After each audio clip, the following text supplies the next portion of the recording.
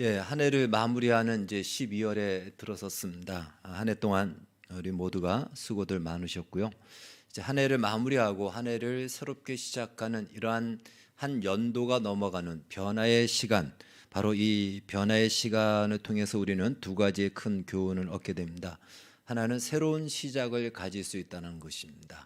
한 해를 살면서 우리에게는 좋은 일, 나쁜 일, 또 기억하고 싶지 않은 일, 또 정말 자랑스러운 일 등 여러 가지의 일들을 우리는 만나게 되는데, 이제 거기에 취하지 않고 거기에 붙들리지 않고 그것을 뒤로하고 새롭게 시작할 수 있다는 것은 바로 한 해를 마치고 한 해가 시작되어지기 때문에 또한 가능한 것입니다. 그래서 우리는 연말이 되면 또 새해 새로운 계획과 각오를 가지게 됩니다. 또 하나는 한 해를 마무리하면서 시간의 끝이 있다는 것을 발견하는 것입니다. 자연의 모든 만물이 시작이 있다면 끝이 있다라는 이 자연 섭리를 누구나, 예수를 믿는 사람이나 안 믿는 사람이나 다 깨닫게 되면서 내 인생에도 마무리가 있겠구나, 마지막이 있겠구나라는 것을 확인하고 배우는 그러한 지혜의 시간이 됩니다. 그러나 성도들은 여기서 멈추지 않고 바로 이런 시간의 끝을 주신 것은, 한 해의 끝을 주신 것은 바로 이 시간, 우주 역사의 시간의 종말이 있다라는 것을 성경은 우리에게, 또 주님은 우리에게 가르쳐주고 이것을 기억하라는 것입니다. 특히 오늘 우리가 살아가는 이 시대는 역사의 마지막 시간, 즉 엔드타임이라고 할 수 있는 이 마지막 시간에 나타날 수 있는 많은 정황들이 지금 포착되고 나타나고 있다는 것입니다. 그래서 우리는 이 12월을 맞아서 한 해를 마무리하는 이 마지막 달에 다시 한번 성경이 말하고 있고 주님이 이미 예언하고 있는 이 시간에, 역사의 마지막 시간, 엔드타임이라고 할 수 있는 이 마지막 때를 다시 한번 살펴보고 이때에 우리가 무엇을 준비하고 어떻게 우리의 신앙을 채울 것인가를 한번 점검하는 그러한 시간으로 삼기를 바라겠습니다. 요즘은 기상청이 있어서 한 주간의 날씨까지도 거의 정확하게 맞춥니다. 지금은 뭐 한 주는 거의 정확하고요, 한 2주까지도 맞춥니다. 물론 우리 몸에는 자연 기상청이 있죠. 그래서 관절이 아프고 뼈가 쑤시던가 그러면은 비가 올라는 모양이다 하고 먼저 우리 스스로가 알아보게 됩니다. 과거에는 이 자연 현상을 보고 일기예보를 했던 것이죠. 오늘 본문에서도 예수님이 말씀하셨습니다. 너희가 저 서쪽에 구름이 끼면 그 다음 날은 비가 온다라는 것을 알지 않느냐. 예루살렘에서 서쪽은 이제 지중해를 말합니다. 지중해가 저녁 때 이 구름이 끼면 그 다음 날 비가 옵니다. 우리가 봤을 때도 노을이 있으면 굉장히 그 다음날 맑아지죠. 마찬가지입니다. 남쪽에서 바람이 불어오면 더워지리라는 것을 알지 않느냐. 남쪽은 따뜻하니까 더운 기운을 가져오는 것이죠. 이렇게 이 천지의 기상, 그 지역의 기상은 몇 년을 살면 누구나 다 알 수 있는 것입니다. 오늘 예수님이 그렇게 말씀하시죠. 너희들이 이 천지의 기상의 이런 징조와 이런 것을 보고 느끼고 지금이 어느 때인지를 알고 준비하지 않느냐. 그것은 할 줄 알면서 왜 정작 해야 될 이 시대에 대해서는 너희들이 분간하지 못하느냐. 또 어찌하여 옳은 것을 스스로 판단하지 아니하느냐라는 오늘 본문의 말씀, 책망과 경고를 주는 말씀이 있습니다. 이것은 오늘 우리 시대를 향하여 주시는 말씀으로 우리가 받게 됩니다. 이 본문을 펼쳐본다면 먼저 그들은 천지의 기상을 분간할 줄 안다라는 첫 번째 분석이 되고요. 두 번째는 이 시대가 어떤 시대인지를 그들은 분별하지 못한다라는 것입니다. 그러나 여기에 함정이 있습니다.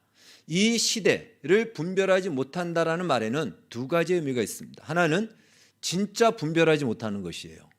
이 시대가 어느 시대인지 어느 때인지를 진짜 분별하지 못하는 것이고, 또 하나는 무엇이냐면 분별을 분명히 알고 있고 시대가 어떤지 아는데도 불구하고 일부러 분별하지 못하는 척한다라는 것입니다.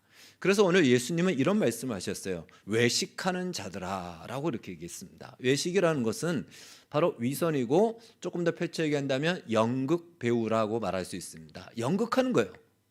사실은 이것을 아는데 모르는 척 연극하면서 산다라는 것입니다. 그렇기 때문에 오늘 마지막 그 절에 보면은 56절에 보면은 57절이죠. 12장 57절에 보면은 또 어찌하여 옳은 것을 스스로 판단하지 아니하느냐. 옳은 것을 판단 못한다라는 것이 아니고 판단하지 않는다라는 것이에요. 옳은 것을 선택하지 않는다라는 것입니다. 왜요? 외식하기 때문에. 알지만 모르는 척해야 되기 때문에 옳은 대로 가지 않는다라는 것입니다.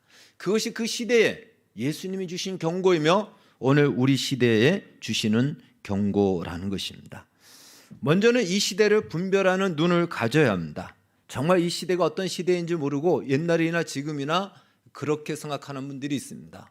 코로나 팬데믹을 경험하면서도 여전히 똑같다라고 생각하는 분들이 제법 있습니다. 그러나 시대는 분명히 바뀌었습니다. 여러분, 코로나 팬데믹 이후에 우리가 팬데믹이 오기 전에 이런 말을 했죠. 코로나 팬데믹 이후에 코로나 이전의 시대로 돌아갈 수 없다라고 얘기했습니다. 여러분, 지금까지 어느 시대든지 그 이전 시대에서 이전 시대의 모습과 양상이 시간이 10년이 지나고 20년이 지나고 비슷했습니다. 조금씩 더 개발되고 발전되어지는 유익함은 있었죠. 그러나 왜 코로나 이후에는 이전으로 돌아가지 못한다고 할까? 이제는 새로운 시대가 펼쳐진다는 것입니다. 분명히 시대가 바뀌어지고 있다는 것입니다. 시대를 분별을 해야 됩니다. 그러다 보니까 이 시대를 분별하지 못하다 보니까 그냥 세상이 흘러가는 대로 사는 거예요. 세상 사람들이 살아가는 대로 따라가며 그 대세를 따라 살 수밖에 없다라는 것입니다. 우리가 살아가는 우리의 시간의 이 역사에서 우리의 좌표를 찍을 줄 알아야 됩니다. 지금 우리는 과연 하나님의 이 역사의 시간 흐름에서 어느 시대에 내가 지금 살아가고 있고 서 있는지를 그 지점을 좌표를 찍을 줄 알아야 된다는 것입니다. 우리가 로마서에서 살펴봤듯이 로마서 12장 2절에서 너희는 이 세대를 본받지 말고 마음을 새롭게 함으로 변화를 받아 하나님의 선하시고 기뻐하시고 온전하신 뜻이 무엇인지 분별하라 라고 하셨죠. 이 세대를 본받지 말라는 것은요, 이 세대가 너희에게 입히려고 하는 옷을 입지 말라는 것입니다. 세상은 계속해서 세상에 요구하는 옷을 우리에게 입히려고 한다는 거예요. 예수를 믿는 그리스도인들에게 세상이 요구하는 그 기준과 그 옷을 입으라고 합니다. 그것이 본받는 거예요. 그 옷을 입지 말라는 것입니다. 먹고 사는 문제로 먹고 살지 말라 그 얘기가 아닙니다. 여기서 이 시대가 우리에게 입히려는 옷이라는 것은 그 사상과 이념과 가치를 얘기하는 것입니다. 그걸 얘기하는 거예요. 자, 마음을 변화를 받아 새롭게 한다는 것은 우리가 할 수 있는 것이 아니고 성령이 우리 가운데 오셔서 하시는 일입니다. 성령이 우리를 새롭게 하죠. 거듭나게 하시고 새 마음을 주시고 새 영을 주십니다. 자, 그랬다면 어떻게 되냐? 하나님의 선하시고 기뻐하시고 온전하신 뜻, 한마디로 하나님의 뜻입니다.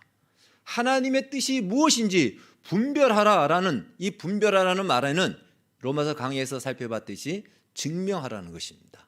다른 말로 이 세상이 너희에게 입히려는 옷을 입지 말고 성령을 받아 변화된 너희의 옷을 이 세상 속에 증명하라는 것이에요. 하나님의 뜻이 무엇인지 너희의 삶의 방식을 통해서 그것을 입증하고 증명하라. 이것이 분별하라는 것입니다. 여기까지 나가야 되는 것이에요. 하나님은 여기까지 우리를 부르시고 있다는 것입니다. 이 시대를 정확하게 우리가 알아야지, 만약에 이 시대를 모르면 우리는 이 시대의 대세를 따라갈 수밖에 없고 그것이 하나님의 뜻과는 정반대임에도 불구하고 우리는 무작정 그 대세를 따라갈 수밖에 없다는 것입니다. 그래서 이 시대를 분별하라는 말은요, 오늘 똑같죠. 분간하라, 이 분별하다 같은 말이죠. 그건 머리로 분별하는 것이 아니에요.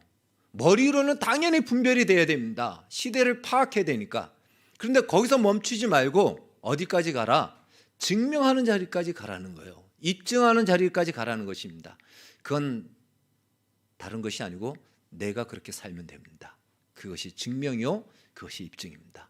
거기까지 나가는 것이 바로 이 시대를 분별하는 것이지, 그냥 머리로 지식으로 이 시대가 어떤 시대를 아는 것으로 그쳐서는 그건 소용이 없다라는 것입니다. 그러다 보면은 외식하는 자의 함정에 빠질 수밖에 없습니다. 왜요? 알면서 모르는 척하는 거예요. 이 대세가 그걸 추구하지 않고 우리가 추구하는 것을 거부하고 외면하니까 대세를 따라갈 수밖에 없기 때문에 그렇습니다. 그래서 우리는 둘 중에 하나를 선택해야 되는 거죠. 이 시대를 알던가 알았다면 이제는 이 시대를 따르지 않고 하나님의 뜻을 따라 살 것이냐, 그렇지 않을 것이냐, 그것이 극명하게 선택해야 되는 바로 그 시대, 때가 오늘 이 시대의 때라는 것입니다. 그래서 오늘 본문은 우리가 읽은 말씀 58절 59절은요 시간의 긴급함을 그것을 말해주고 있는 것입니다. 지금 어느 때인지 아느냐, 지금이 어느 자리에 와 있는지 아느냐, 재판장으로 지금 가고 있다는 것이에요. 재판장으로 가고 있는데 재판이 시작되면 거기서는 끝이라는 거예요. 더 이상 돌이킬 수 없으니까 재판의 결과를 받아야 되니까 지금 급하게 가는 중에 혹시라도 네가 잘못했다면 빨리 거기서 화해를 해라, 돌이키라는 것입니다.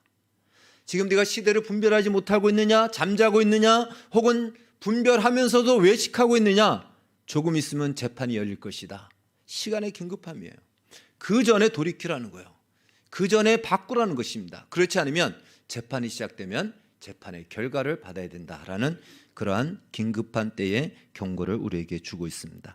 자, 그렇다면 우리는 예수님이 말씀하신 대로 이 시대를 우리는 분별해야 됩니다. 앞서 말씀드린 대로 오늘 우리가 사는 이 시대는요 엔드타임, 마지막 때의 모습이 아주 농후하게 나타나고 있습니다.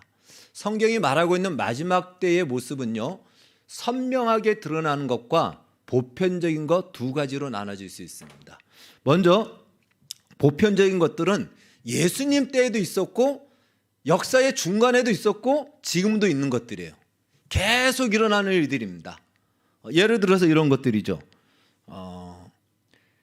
성경에서 말하고 있는 미혹이 있었고요, 전쟁이 있고 기근이 있고 지진이 있고 전염병이 있고 사랑이 식어지는 것이 있고 노아의 때와 같이 먹고 마시고 장가고 시집가는 이러한 일들, 이런 것은 정도의 차이는 있지만 옛날에도 있었고 중간에도 있었고 지금도 있는 것들입니다. 이것은 보편적인 마지막 때의 징조입니다.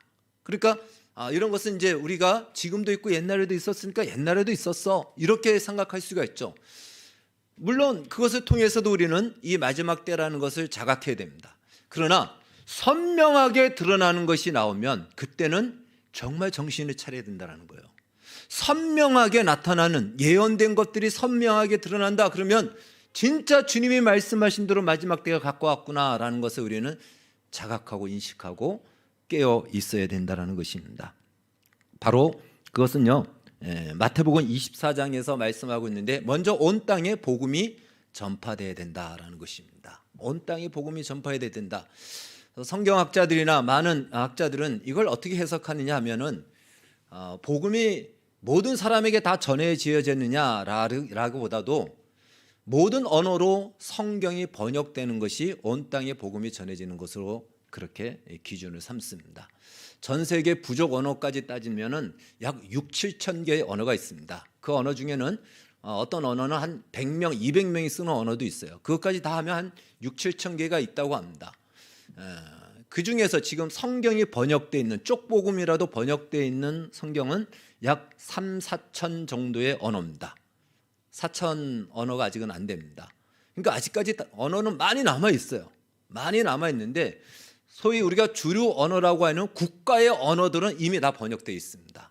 이제 종족의 언어들, 막 아마존 같은데 300명 살고 200명 사는 그들만이 쓰는 언어들로 복음 이걸 다 번역한다면 아직은 많이 남아 있죠.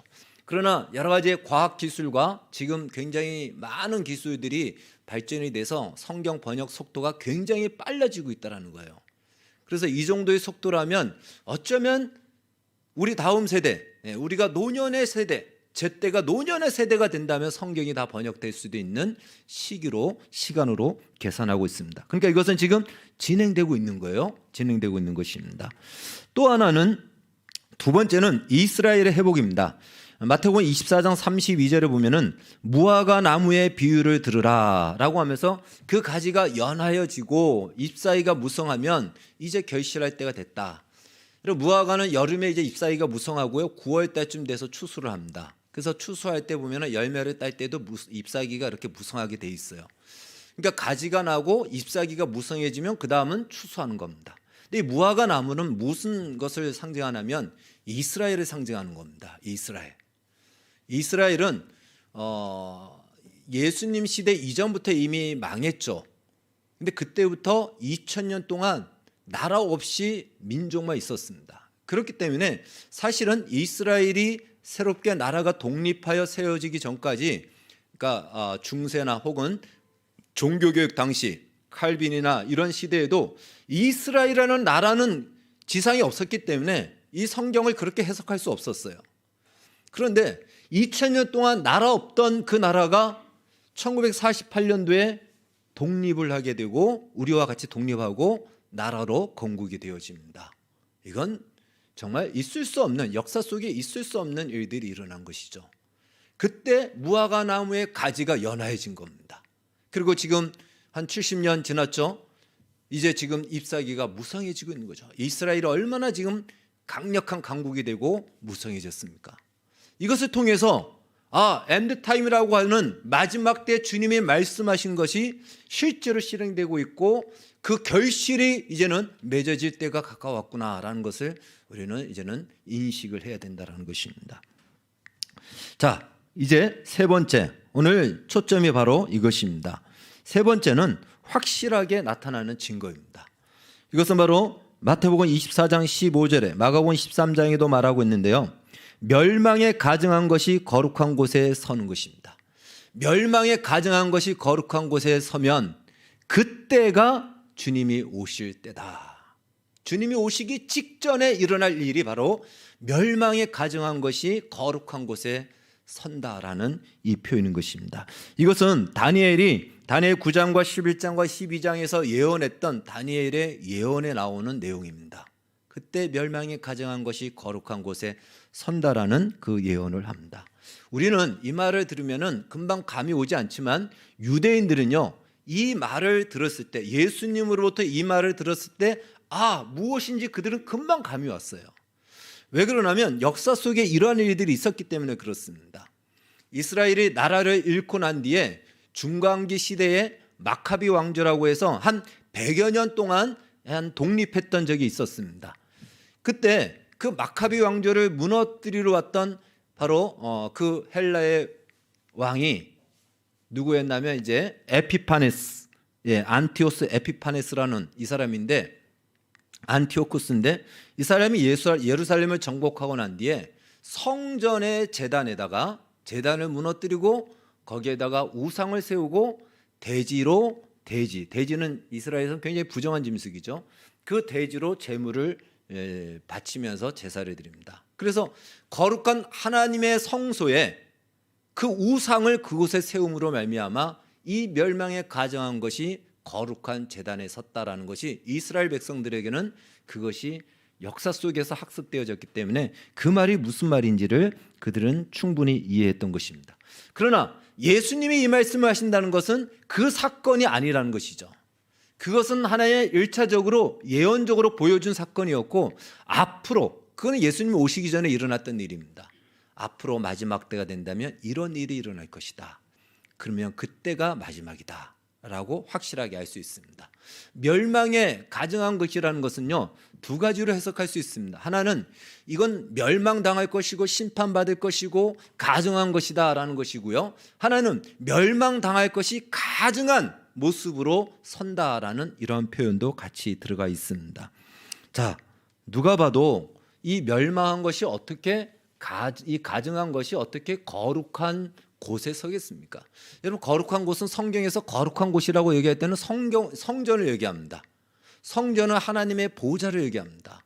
하나님이 임재하시는 곳, 하나님의 보좌에 하나님이 있어야 되는데 하나님이 아닌 멸망에 가증한 곳이 하나님처럼 그 자리에 앉으면, 그 자리에 서면 그때가 마지막 때다라는 그것을 말해주고 있습니다. 하나님의 보좌에 그 거룩한 곳에 누구만이 앉을 수 있냐면 예수 그리스도만이 앉을 수 있습니다. 그러니까 이 말은 예수 그리스도를 대신하여 자칭하여 자기가 예수다, 예수님이 이 땅에 오셔서 우리에게 주신 은혜를 봤을 때 우리는 예수님을 구세주라고 부르죠. 그러니까 자칭 구세주라고 하는 자가 그 거룩한 곳에 앉는 거, 그걸 말하는 겁니다. 그러면 쉽게 생각하기에 우리는 이단이나 사이비가 바로 그들 아닙니까? 라고 얘기하죠. 맞습니다. 이단이나 사이비도 다 포함됩니다. 그러나 모든 사람들이 인정해 주지 않죠. 그를 추종하는 사람들만 이 이단이나 사이비는 인정하죠. 나 모든 사람이 다 인정해주는 거룩한 곳에 앉기에 합당하다라고 모든 사람이 인정해주는 그가 나타날 때, 그것이 마지막 때라는 것입니다. 다른 말로 어떤 종교 단체에서 일어나는 사건이 아니고 이것은 정치, 경제, 종교 모든 영역에서 사람들이 인정하고 또 자칭 구세주라고 해도 이의를 제기하지 않을 만큼의 사람 혹은 어떤 제도 혹은 어떤 정치 체제라고 말할 수가 있는 것입니다. 과연 이 멸망에 가정한 것이 무엇으로부터 어떤 일을 하기에 그 거룩한 곳에 설 수 있을까요? 모든 사람들이 다 인정해 줄 수 있다는 것은 모든 사람에게 구세주 같은 역할을 하는 것입니다. 사람들로부터 모든 사람이 다 공통적으로 고통을 받고 힘들어하는 가운데 그들을 구원해 주는 자, 그가 멸망에 가증한 것이 되고 그가 거룩한 곳에 바로 예수님처럼 하나님처럼 그 자리에 앉는다는 것입니다. 그럼 오늘 우리 시대에 가장 큰 이슈와 관심이 있다면 무엇일까요? 그것은요, 경제입니다. 경제의 중요성은 말할 필요가 없습니다. 우리도 이 경제의 중요성, 돈의 중요성은 뭐 누구도 부인할 수 없죠. 돈을 싫어할 사람은 없습니다. 목사님들이 돈 싫어할까요? 없어서 못 쓰지 돈 좋아합니다. 정말 우리의 관심은 돈입니다.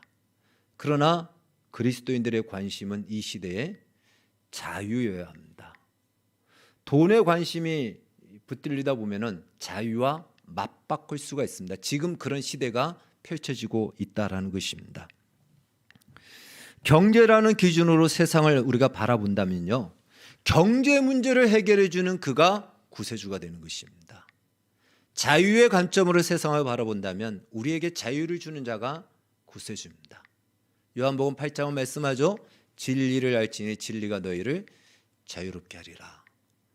바로 우리가 자유의 관점으로 볼 때 우리는 진리를 붙들 수밖에 없고 진리를 지킬 수밖에 없습니다. 여러분, 전 세계는요, 극심한 경제 공황을 맞이하게 될 것입니다. 이것은 어느 한 나라에만의 문제가 아니고 모든 나라의 공통체 문제입니다. 공동의 문제고 공통된 문제입니다. 그리고 그 경제 공황에서 벗어나게 해주는 슈퍼스타가 등장할 것입니다. 그가 바로 인류의 자칭 구세주라고 말하고 거룩한 곳에 서는 자가 될 것입니다. 그러나 이것은 어느 한 사람일 수도 있지만 사람이 아닌 어떠한 정치 체제일 수도 있고 어떠한 그러한 이념을 가지고 있는 제도일 수도 있습니다. 어떤 기구일 수도 있습니다. 이것을 우리가 조금 더 성경에 이렇게 예수님이 예언했다면 이 예언이 실제로 이루어지는 것을 환상으로 보았던 사도 요한이 있죠. 그 요한계시록에서 기록하고 있는 것이 요한계시록 13장입니다. 요한계시록 13장에 들어가면요, 거기에는 두 짐승이 나옵니다. 첫 번째 짐승이 나오고 두 번째 짐승이 나오는데, 짐승이라고 해서 우리가 저 산과 바다에서 산에서 뛰고 다니는 무슨 사자나 이런 걸 말하는 것이 아니에요. 이 짐승이라고 얘기하는 것은 이것은 하나님께 속하지 않은 마귀에게 속한 존재를 짐승이라고 표현하는 것입니다. 첫 번째 짐승이 더 강력한 짐승인데 성경은 이렇게 얘기합니다. 바다에서 한 짐승이 나오는데 뿔이 10이요 머리가 7이라 그 뿔에는 10 왕관이 있고 그 머리들에는 신성모독하는 이름들이 있더라. 그러니까 첫 번째로 묘사되는 짐승에는 왕관이 있다라는 것이에요. 왕관이 있다라는 것은 이것은 정치적인 존재라는 것입니다. 정치적인 존재예요. 첫 번째 짐승은 정치적인 존재다라는 것입니다. 그리고 13절에 보면 두 번째 짐승이 나오는데 그 짐승은 큰 이적을 행하고 땅에 있는 자들을 미혹하고 우상을 만듭니다. 두 번째 짐승은 종교를 말하는 것입니다. 그러니까 정치와 종교를 장악하고 아우르는 두 짐승이 나오는데 서열을 보니까 두 번째 짐승은 첫 번째 짐승보다 그 아래예요. 두 번째 짐승이 자기가 많은 일들을 해서 첫 번째 짐승을 경배하게끔 합니다. 그러니까 첫 번째 짐승의 하나의 시녀 역할을 하는 것이 두 번째 짐승인데, 이 두 번째 짐승은 종교의 영역이라는 것입니다. 이 두 번째 짐승에 대해서는 우리가 어렵지 않게 쉽게 예측할 수 있습니다. 그것은 바로 세계교회협의회라고 하는 WCC입니다. 로마 카톨릭이 중심이 돼서 이 WCC가 지금 굉장히 기승을 많이 부립니다. 물론 이것이 세워진 것은 이제 한 100여 년 가까이 돼가고 100여 년 정도 되는데, 우리나라에 우리 교단은 들어가 있지 않습니다. 우리 교단은 WCC를 배격합니다. WCC가 말은 세계교회협의회입니다. 그리고 이들이 주창하는 것은 세계 평화입니다. 우리가 다 평화롭게 다 하나다라는 것으로 해서 서로 하나가 되자, 이것이 그들의 주창이에요. 항상 나오는 주창자입니다. 그래서 세계 평화를 위해서 세계 인권을 위해서 일한다 하고 이렇게 이야기하지만, 사실 정작 북한의 인권에 대해서는 한마디도 하지 않습니다. 이 WCC는요, 기독교만 있는 것이 아니고 모든 종교가 다 통합이고, 심지어는 무속과 미신까지도 다 통합됩니다. WCC 안에서 초혼굿도 합니다. 종교 다원주의입니다. 이것은 우리가 받아들일 수 없고 이것은 우리가 결코 용납할 수가 없습니다. 우리 교단은 이 WCC를 사실은 이단으로 규정하고 있습니다. 거의 이단처럼 여기고 있고, 만약에 우리 교단이 여기에 들어간다면 저희 교회는 교단에서 탈퇴할 겁니다. WCC를 받아들일 수 없기 때문에 그렇습니다. 자, 이 WCC는요, 누구라도 공산주의라도 다 포용하겠다. 겉으로 보기에는 그렇게 얘기합니다. 너도 진리, 나도 진리. 그러니까 상대적 진리를 인정해 주지 않는 것이죠. 거기서는 그러니까 예수만이 구원이 있다, 예수만이 우리의 구주다라고 말하면 안 되고, 그걸 이야기할 수도 없는 것입니다. 절대적 진리를 부정하는 곳입니다. 그렇기 때문에 절대적 진리인 진리가 없는 곳에 자유가 없는 것이죠. 바로 그것이 WCC입니다. 그러나 진짜 경계할 것은 이 두 번째 짐승보다 첫 번째 짐승이라는 것입니다. 첫 번째 짐승은 정치적 존재라고 말했습니다. 공산주의나 무슬림 국가에서는 얼마든지 이 전체주의에서는 구세주를 흉내낼 수 있습니다. 우리는 북한이 그렇게 가르쳤던 것들을 잘 알고 있죠. 북한에서 우리 이옥 선교사가 얘기했듯이 밥 한 그릇 먹는 것도 다 누가 주는 것이었다고요? 김일성, 김정일, 수령이 주는 것이었습니다. 장군님이 주는 것이었어요. 그들에게 있어서는 김일성, 김정일이 구세주였습니다. 그렇게 그게 가능한 곳이 공산주의가 가능하고요, 무슬림 국가도 그것이 가능합니다. 전체주의에서는 이것이 가능합니다.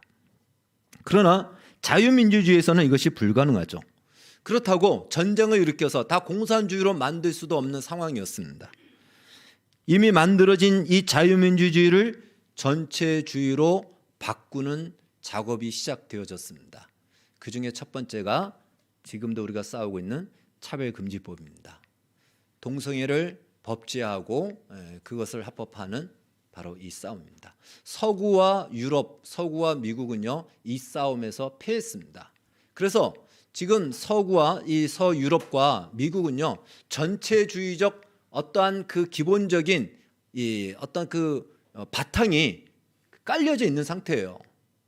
여러분, 차별금지법을 아주 쉽게 얘기한다면 모든 차별을 없애자는 겁니다. 거기까지만 들으면 얼마나 좋은 말입니까? 그러나 법이라는 것은요, 항상 언제든지 법은 마지노선입니다. 여기까지는 허용되지만 이 이상은 넘어가지 마라. 그래야 우리 조직과 공동체와 이 사회가 유지된다. 이게 법이에요. 그러니까 법으로 다스린다지만 사실 법보다 더 우선하고 더 높은 것이 무엇이냐면 도덕과 윤리와 양심입니다. 자유민주주의에서는 그래서 도덕과 윤리와 신념과 이 양심에 의해서 유지되고 지켜지는 것입니다. 근데 그걸 벗어나서 가면은 이 조직 자체가, 사회가 무너지니까 만든 것이 법이에요. 그러니까 법은 지켜야 되지만 법에 의해서만 진행되어진다 그러면은 그게 공산주의예요. 여러분, 공산주의에서는 도덕과 윤리와 양심이 없습니다. 신념이 없습니다. 그 가치를 인정하지 않아요. 이 자유민주주의에서는 그것이 사실은 이 자유민주 국가를 이끌고 가는 원동력이 되는 것이죠. 이걸 없애야 되는 겁니다. 이걸 없애는 것이 가장 좋은 것이 차별금지법입니다. 차별금지법은 차별을 없애자, 그걸 누가 싫어하겠습니까? 그런데 금방도 말씀드렸듯이 우리 안에는 신념이 있고 양심이 있고요, 자기가 가지고 있는 도덕적 가치와 기준이 있습니다. 그러면 그것이 옳지 않으면 옳지 않다라고 말할 수 있는 것이에요. 얼마든지 이야기할 수 있는 것입니다. 비판할 수도 있고 그래서 토론도 있는 것입니다. 그런데 차별금지법은 그걸 하지 말라는 것입니다. 나는 동성애가 싫은데 그것은 우리 가정의 좋은 모습이 아닌데 라고 이야기하면 그것이 차별하는 말로 법으로 저촉이 돼서 범법자가 되는 겁니다. 그러니까 우리 양심과 내 안에 있는 가치와 신념을 함구하는 거예요. 말을 못하게 만드는 겁니다. 그래서 동성애는 독재법이라고 얘기하는 것입니다. 서구는 이미 이렇게 넘어간 것이에요. 그래서 그들에게는 이미 그렇게 깔려져 있습니다. 그러나 그것만으로는 전체주의를 끌고 갈 수가 없는 것입니다. 그래서 새로운 전체주의를 만들어 가는 것, 바로 그것이 이제 우리 최근에 우리가 경험하고 있는 이러한 코로나 팬데믹입니다. 여러분, 나라를 금방 얘기했는데요, 이 시대의 가장 큰 이슈, 나라들마다의 이슈는 경제라고 했습니다. 경제는 생존의 문제입니다. 이 경제가 폭망이 된 상태에서는 경제 문제, 생존 문제를 해결해 주는 그가 구세주라고 말씀드렸죠. 경제는 크게 국가 경제와 시장 경제로 나눠집니다. 공산주의에서는 국가 경제를 하고 자유민주주의에서는 시장 경제 체제를 선호합니다. 쉽게 우리가 이해한다면, 저도 전문가는 아니지만 쉽게 이렇게 이해할 수 있습니다. 국가 경제란 국가가 값을 매겨주는 거예요. 이 컵이 얼마인지 국가가 매겨주는 겁니다. 그냥 매겨주는 대로 사람들은 사고 팔아야 됩니다. 시장 경제는 시장 상황에 따라서 자율적으로 값이 매겨지는 겁니다. 이것이 귀하고 사는 사람이 많아지면 값이 올라가는 것이고, 사는 사람이 없으면 값이 떨어지는 겁니다. 그 안에, 그러니까 그만큼 시장, 사람들의 선호와 또 사람들의 그 마음과 그 필요에 따라서 값이 매겨지는 거예요. 그때 그것이 역동력 있게 움직이는 것이죠. 그게 시장 경제입니다. 이것이 이 자유민주 진영의 경제 체제고요. 자, 그런데 이러한 시장을 봉쇄를 해야지만이 국가가 경제를 장악할 수가 있는 것이죠. 그래서 이런 시장 경제를 폭망시키는 방법을 모색한 것, 그것이 국가가 이 시장을 장악할 수 있는 방법이 되는 것입니다. 오늘 우리 시대가 바로 그런 시대입니다. 여러분, 지금 우리는 백신 전쟁을 하지만 사실 백신의 시작은 코로나죠. 그런데 아직까지도 코로나의 출처가 어딘지 정확하게 밝혀지지 않고 있습니다. 말하지 않고 발표하지 않습니다. 코로나 때문에 전 세계 경제가 폭망이 됐습니다. 폭망이 됐지만 우리 잘 살지 않습니까? 라고 얘기하죠. 이 코로나로 이유로 인해서 모든 나라가 뭘 했냐면 양적 완화를 했습니다. 화폐를 하염없이 찍어냈습니다. 미국 같은 경우는 달러를요, 지금까지, 그러니까 1900년대 들어와서 찍은 달러보다도 최근 10년 안에 찍은 달러가 더 많이 찍어낼 정도로 돈을 정말 말 그대로 엄청나게 찍어냈고, 그것을 헬리콥터에서 뿌릴 정도로 뿌려냈습니다. 그러니까 전 세계 지금 화폐는 꽉 찼어요. 그래서 이 버블이 언제 터질지 모르는 거예요. 그래서 경제학자들도 예측을 못합니다. 원래 이 정도 되면 터졌어야 되는데 아직도 안 터져요. 왜 안 터질까요? 터질 것 같으면 더 많은 돈을 또 뿌립니다. 더 많은 돈을 또 뿌립니다. 그러면 어떻게 될까요? 당연히 인플레이션이 되죠. 초인플레이션이 되죠. 돈은 많은데, 우리가 알고 있듯이 베네수엘라가 이 초인플레이션으로 인해서 우유 하나 살려면 리어카로 돈을 한 보따리로 가져가도 우유 한 잔을 못 삽니다. 점점 시대는 그렇게 갑니다. 돈의 가치는 떨어지는데 이제 물가는 올라가게 되는 거죠. 돈이 너무 많이 나돌게 되니까. 이러다가 터지게 되면은 전 세계 공황이 올 수밖에 없습니다. 지금 이 경제는 과연 우리를 살리려고 하는 것인지, 우리는 지금도 우리나라에서도 알죠. 재난지원금 받을 때는 좋지만 이 돈이 다 어디서 나오는 것이고, 결국은 이것이 언젠가는 터지게 되면 그걸 누가 감당하느냐 다 우려합니다. 지금 상황이 그렇게 돼 있고 이 시대가 그렇게 가고 있습니다. 점점 이 경제의 상황은 그러한 위기 상태에 있다라는 것이죠. 뿐만 아니라 이제 그런 상황 속에서 지금은 백신을 통해 노골적으로 우리의 자유를 빼앗고 있습니다. 유럽에서는 백신을 맞지 않는 사람은 어떤 경우 프랑스 같은 경우는 마트도 출입이 안 돼요. 그래서 엊그제 제가 한 영상을 봤는데 동영상을 봤는데 무장한 경찰이 막 쫓아가는 겁니다. 여자예요, 여자. 여자를 쫓아가는데 이 여자를 그 곤봉으로 때리면서 체포를 하는데 이유가 뭐냐? 백신 패스 없이 마트에서 쇼핑을 했다라는 겁니다. 그 이유로 그렇게 무차별로 공격을 받고 체포를 당합니다. 이런 일이 지금 일어나고 있습니다. 홈쇼핑은 가능합니다. 계시록 13장에 보면은 666표를 받는다는 매매도 하지 못한다라고 했는데 그게 어떻게 가능할까 했는데 가능하겠다라는 것을 확인하는 장면이었습니다. 이제 어쩌면 지금은 홈쇼핑이 가능하지만 이것이 조금 더 강화되면은 홈쇼핑도 못하게 될 수가 있다라는 것이죠. 차단해 버리는 거예요. 그게 가능한 시대가 도래하겠구나. 지금 그 시대가 왔다라는 것을 알게 되었습니다. 우리나라도 내일부터는요 백신 미접종자는 혼밥을 해야 됩니다. 식당에 가서 2명이 밥 먹어도 안 돼요. 혼자서만 가능해지게 됐고 가족들끼리도 백신을 맞지 않으면 식사하는 것이 외부에서는 불가하게 되었습니다. 우리나라 질병청 청장이 뭐라고 얘기했냐면 70%의 백신 접종이 된다면 집단 면역이 돼서 코로나를 종식시킬 수 있을 것이다 라고 공개적으로 얘기했습니다. 그러나 그 말은 지금 온데간데 없습니다. 맞았죠? 2차 접종했죠? 3차 접종하라고 그러죠? 3차 보장합니까? 보장 못합니다. 4차 또 맞아야 된다라고 또 이야기할 수 있는 백신을 맞지만 언제 끝날지 모르는 불안과 또한 근심만이 더 많아지고 있습니다. 결국 백신은 우리의 건강과 보건을 위해서 준 것이 아니고 통제 수단이었다는 것을 지금 전 세계적으로 확인하게 됩니다. 제가 일전에 한번 지나가면서 말씀드렸듯이 오스트리아에서는 백신 맞지 않으면 외출이 안 된다 그랬죠. 독일에서는 대중교통을 타지 못합니다. 그리고 프랑스에서는 마트에 들어가지 못합니다. 미국 뉴욕에서는 식당에 출입이 자체가 안 됩니다. 그리고 독일에서는 마트에서 백신 접종자와 미접종자들 가림막을 설치해서 다니게끔 하게 합니다.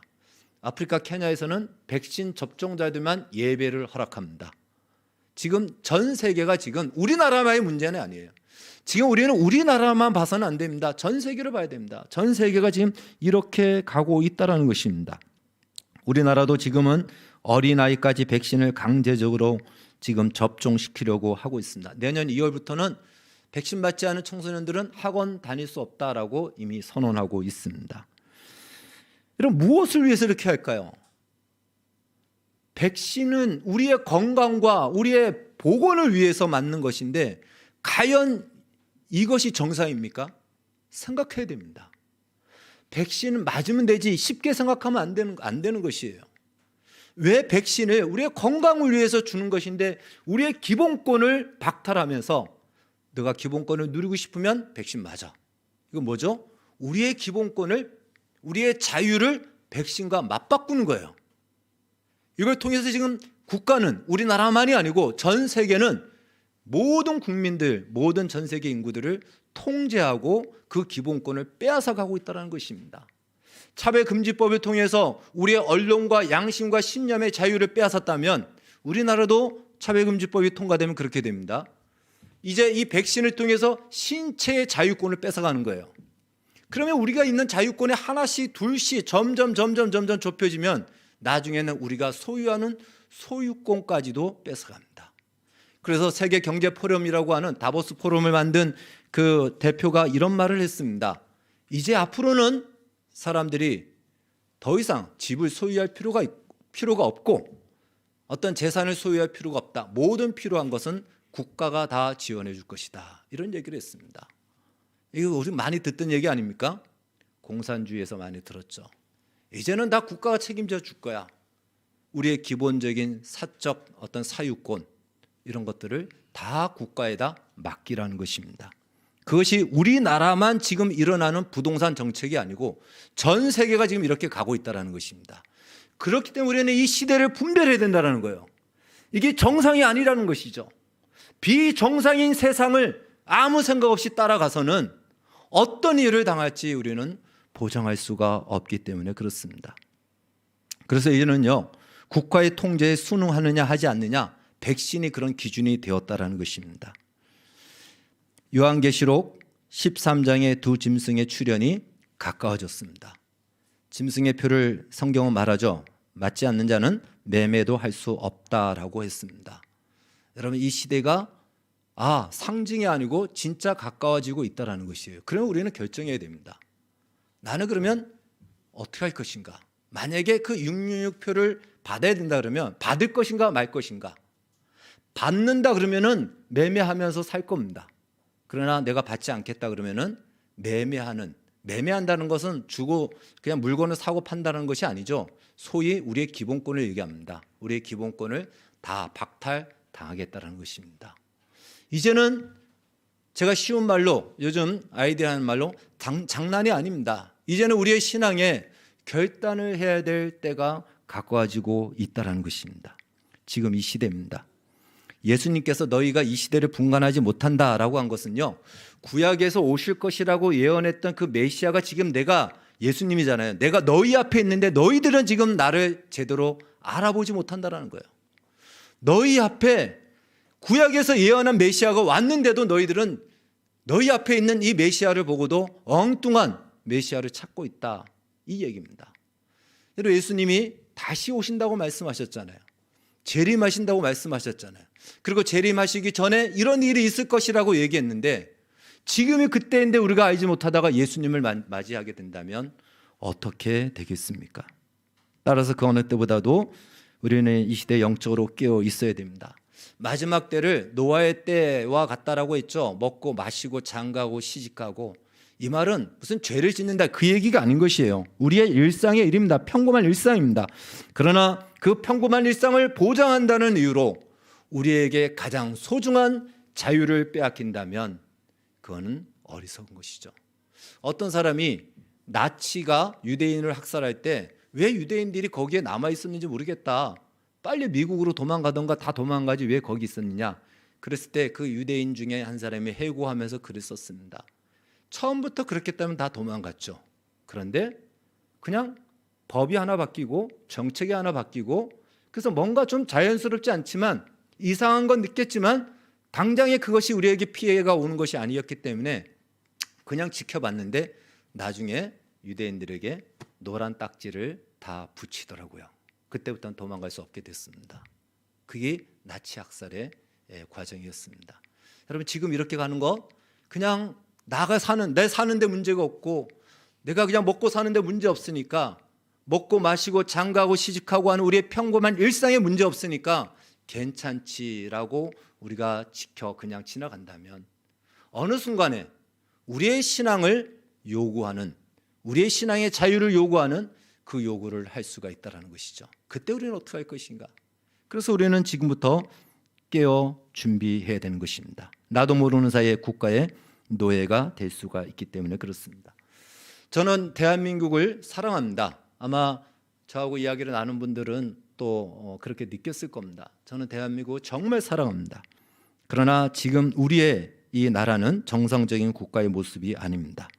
우리나라뿐만이 아니고 전 세계가 전체주의 함정에 다 빠져 있고 우리나라 국가조차 전체주의자의 하수인에 지금 불과한 상태에 있다는 것을 우리는 알아야 됩니다. 자국민 보호에는 안중에도 없습니다. 우리는 그거 지금 너무나도 눈앞에서 보고 있지 않습니까? 백신을 줄 때 뭐라 그랬습니까? 부작용이 있으면 국가가 책임지겠다고 했지만 정작 백신의 부작용으로 해서 호소하며 백신 사망자가 1,300명이 공식적으로 보고된 인원이 1,300명이 넘어갔습니다. 그래서 질병청에 보고하고 인가성을 인정해달라고 했지만 2명만 인가성을 인정해 줬습니다. 지금도 한쪽에서는 아우성을 치고 있는데 지금 걸려있는 현수막은 뭐가 붙여있죠? 백신 접종 예약하세요. 이 현수막이 붙여 있어요. 본래는 이렇게 붙여 있어야 되지 않습니까? 백신의 부작용자들은 신고하십시오. 국가가 보상하겠습니다라는 것이 현수막에 붙여 있어야 되지 않습니까? 그 아우성은 지금 외면하고 백신 접종 예약하라고 지금 현수막 붙여 있잖아요. 여러분, 이게 정상이 아니라는 것이에요. 국가가 하는 거 그냥 내버려둬서가 아니고 이렇게 가다가는 우리와 우리 다음 세대들이 다 빼앗긴다라는 것이죠. 가장 중요한 신앙도 잃어버릴 수 있는 위기가 온다는 것입니다. 이걸 분별해야 됩니다. 분별하고 옳은 선택을 해야 됩니다. 외식하지 말라는 것이에요. 아무렇지도 않다는 식으로, 괜찮다는 식으로 이야기해서는 안 된다는 것입니다. 여러분, 우리는 하나님 말씀을 들어야 됩니다. 그래서 성경을 부지런히 봐야 되고, 뿐만 아니라 성경을 다 이해할 수 없으니까 목사님의 말씀을 들어야 되는 것입니다. 그러나 지금은요, 목사님의 가르침도 분별을 해야 됩니다. 시대가 이렇게 위기인데 시대의 위기에 대해서 한마디도 하지 않는다면 정말 시대를 분별하지 못하는 목사던가 아니면 비겁하던가 외식하던가 둘 중에 하나입니다. 왜 그러냐면 성도들의 영혼이 죽어가고 있어요. 영혼이 지금 팔려가고 있습니다. 그런데 그걸 좋은 소리로 끝낸다면 참 목자가 아니겠죠. 물론 두려울 수 있습니다. 저도 두렵습니다. 어떤 일이 어떻게 펼쳐질지 모릅니다. 그러나 점점 위기가 올 때 우리의 선택은 더 분명해질 수가 있는 것이에요. 많은 것이 있을 때는 더 어려울 수 있지만 이제는 내가 예수를 믿느냐, 예수를 믿는 것이냐 아니냐, 그냥 분명해지는 것이에요. 따라서 여러분이 생각하기에 국가가 이야기하는 것과 목사님이 이야기하는 것이 만약에 달라진다면 선택을 해야 됩니다. 누구의 말을 들어야 될지. 제가 평상시에 국가가 이야기하는 것을 반대하는 경우가 있습니까? 제가 반대하는 것이 있다면 차별금지법이죠. 평등법. 국가는 이것을 지금도 하려고 12번이나 우리나라에서 법안을 올렸습니다. 지금도 우리가 기독교 단체가 그걸 막아내고 있습니다. 지금은 백신의 이야기인데 이 백신이 우리의 생명을 보증하고 담보해 주는 확실한 근거가 있다면 제가 권면을 해서 맞으라고 할 겁니다. 그러나 그 누구도, 국가도 보장하지 않고 그것을 만든 제조회사에서도 보장하지 않고 책임지지 않습니다. 그런데 왜 맞습니까?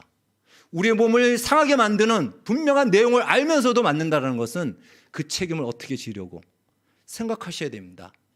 저는 오늘 작정하고 나왔습니다. 성도들이 싫어할 수도 있을 겁니다. 그러나 내가 못 듣는다고 해서 그 영향력이 없을까요? 계속 생길 수 있습니다. 중요한 것은 이제 몸 관리를 잘해야 되고 해독하는 작업들을 하셔야 됩니다. 차라리 오픈해서 이렇게 나가는 것이 낫습니다.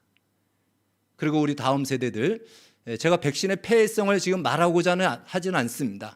그 내용을 들으면 너무 어마어마합니다.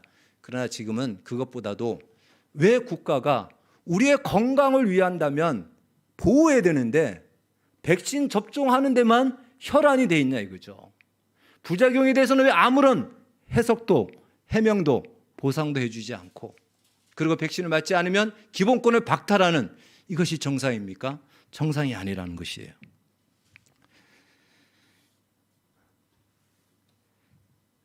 자, 누가복음 21장에 보면은 이제 말씀을 좀 정리하면서 정리하겠습니다. 21장에 보면 예수님께서 마지막 때를 경고하면서 이런 말씀하셨어요.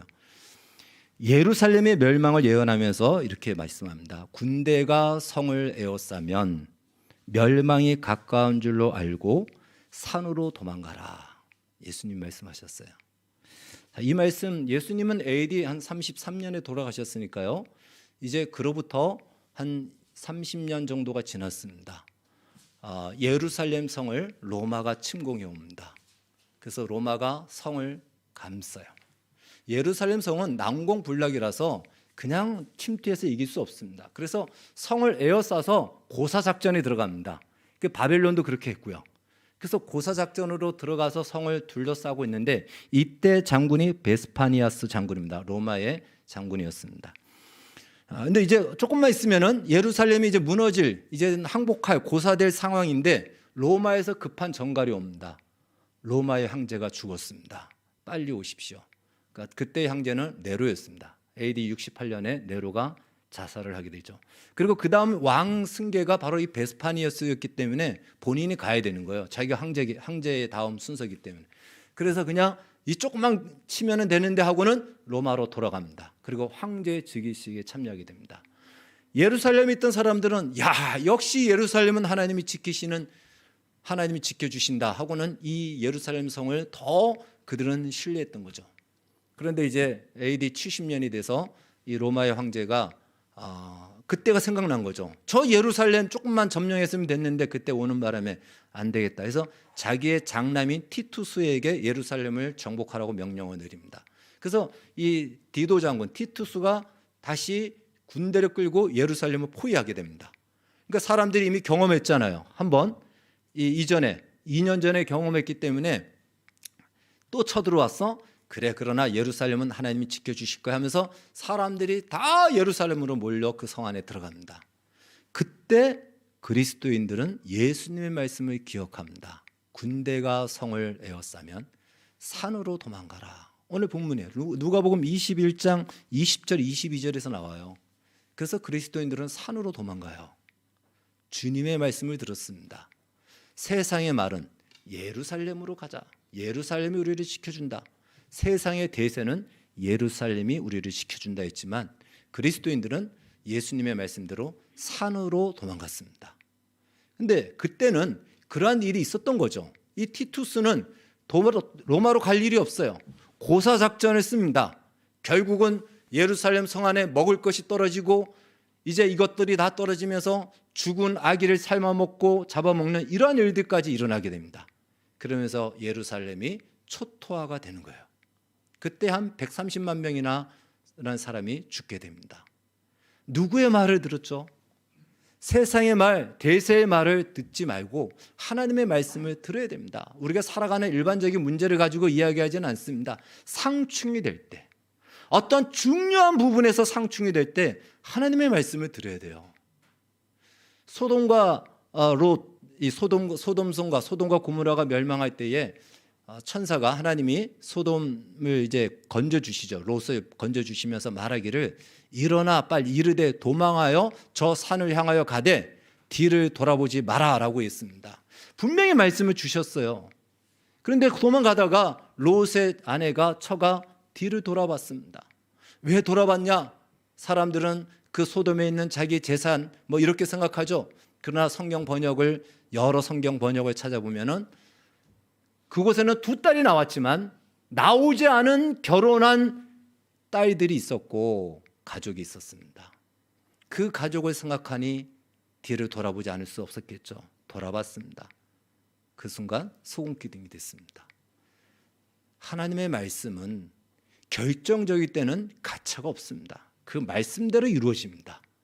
말씀대로 이루어지기 때문에 우리가 예수를 믿는다면 오늘 이 시대에 주의 말씀을 계명을 지켜야 됩니다. 요한계시록 14장에서 이렇게 말씀하고 있습니다. 14장 12절은 이렇게 얘기합니다. 성도들의 인내가 여기 있나니 그들은 하나님의 계명과 예수에 대한 믿음을 지키는 자니라.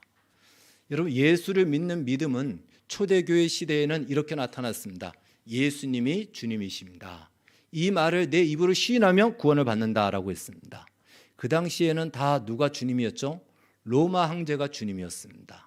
로마 황제가 주인입니다라고 다 이야기하던 그때에 아닙니다. 예수가 나의 주인입니다. 이 말을 하는 것은 목숨을 건 얘기예요. 그가 믿음을 고백한 겁니다. 그러니까 우리가 가지고 있는 믿음이 표현되어지는 것이 조금씩 다를 때가 있어요. 그런데 계시록 시대에는 뭐라고 얘기하고 있다고요? 계시록 14장 12절은 하나님의 계명과 예수에 대한 믿음을 지키는 자. 계명은 곧 하나님의 말씀입니다. 하나님의 뜻입니다. 하나님의 말씀과 하나님의 뜻과 세상이 상충된다면 하나님의 말씀을 붙들어야 돼요. 그 말씀을 지켜야 됩니다. 그 말씀을 지키지 않은 어떻게 뒤에 내 딸이 죽어가고 손자가 죽어가는데 돌아보지 않을 수 있습니까? 라고 롯의 아내는 항변할 수 있겠지만 그 순간 소금기둥이 되었다라는 사실을 우리는 기억해야 됩니다. 계명을 지키고 말씀을 따라야 됩니다. 그래서 이 마지막 시대에 다시 한번 우리의 신앙, 이 시대가 그런 시대가 가까웠다는 거 알고 하나님의 계명과 말씀을 지키는 것으로 나의 예수를 믿는 믿음을 고백하고 나타내고 지켜내는 우리 모두가 되어 우리 주님의 영광의 날에 모두가 다 그 자리에 이르기를 주의 이름으로 축원합니다. 기도하겠습니다. 하나님, 오늘 참 힘들고 어려운 또 이 시대에 하나님, 우리가 위로도 필요하고 격려도 필요하지만 그러나 주님, 정말 우리의 영원한 구원과 생명을 위해서 분별이 필요하고 또한 우리의 믿음의 점검과 각오와 결단도 필요하기에 이 말씀을 나눴습니다. 우리 모두가 이 믿음의 자리를 지켜내 승리하게 해주시고 영원한 구원에 이르게 해주시고 생명에 이르는 자들이 다 되게 하여 주시옵소서. 예수님의 이름으로 기도하옵나이다. 아멘.